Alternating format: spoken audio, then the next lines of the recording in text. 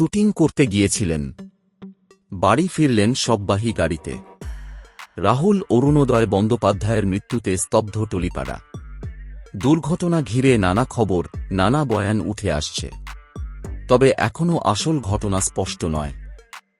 শুধু মৃত্যুর ঘটনা নয়, আরও আনুষঙ্গিক প্রশ্ন উঠে আসছে টলিপাড়ার অভিনেতা ও পরিচালকদের মুখে।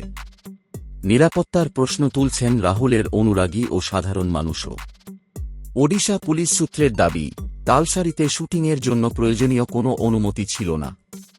তা সত্ত্বেও কিভাবে শুটিং হল? দ্বিতীয়ত, খবর ছড়ায় প্যাকআপের পরে ঘটনাটি ঘটেছিল।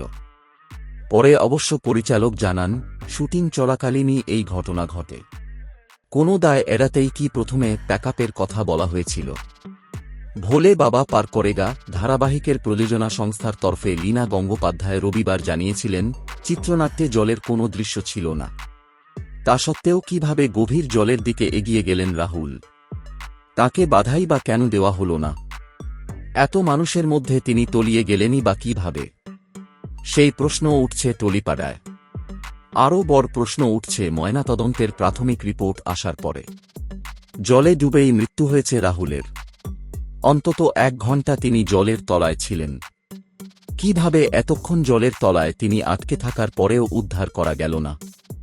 সমুদ্রে শুটিংয়ের পরিকল্পনা হয়, তাও লাইফ জ্যাকেট, লাইফ বোট, জরুরিকালীন চিকিৎসা ব্যবস্থার আয়োজন কেন ছিল না সমুদ্র সৈকতে?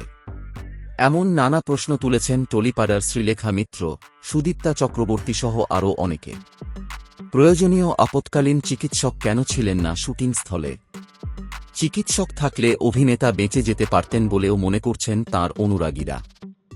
এর মধ্যেই পরিচালক পারমিতা মুন্সি আরও একটি প্রশ্ন তুলেছেন, দেশের আর কোথাও অন্য কোনো ইন্ডাস্ট্রিতে শুটিং করতে গিয়ে কারও মৃত্যু হতে পারে?